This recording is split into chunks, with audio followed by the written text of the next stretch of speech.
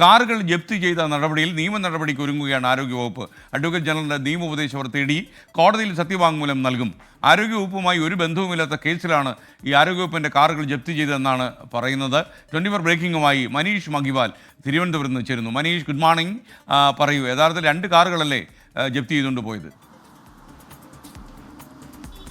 അതെ SKN, ഈ സർക്കാരിൻ്റെ കെടുകാര്യസ്ഥതയിൽ യഥാർത്ഥത്തിൽ പണി കിട്ടിയത് ആരോഗ്യവകുപ്പ് ഡയറക്ടറേറ്റിലെ 2 വാഹനങ്ങൾ പിടിച്ചുകൊണ്ടു പോകുന്ന രീതിയായിരുന്നു.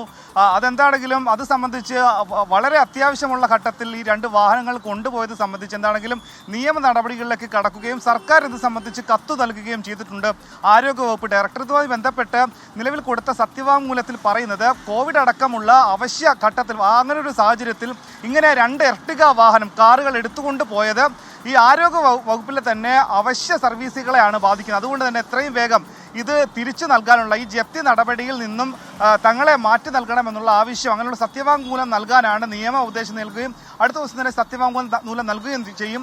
2009 കുമാരപുരത്ത് ശാസ്തമംഗലം സ്വദേശിയായ പ്രകാശിന്റെ സ്ഥലം അദ്ദേഹം റോഡ് നിർമ്മാണത്തിന് വേണ്ടി വിട്ടു നൽകിയത് അന്ന് ട്രിവാൻഡ്രം റോഡ് ഡെവലപ്മെന്റ് കോർപ്പറേഷനായിരുന്നു വിട്ടു നൽകിയത്. ഇതുമായി ബന്ധപ്പെട്ട് നഷ്ടപരിഹാരം നൽകില്ലെന്നാവശ്യപ്പെട്ട് അദ്ദേഹം തിരുവനന്തപുരം സബ് കോടതിയെ സമീപിച്ചു.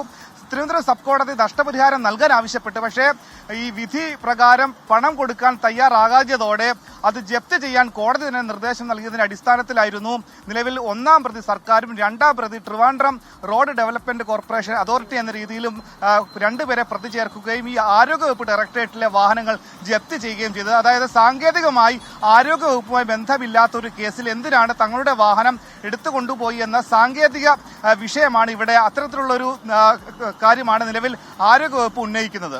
SK. Thank you Manish Mahiwal.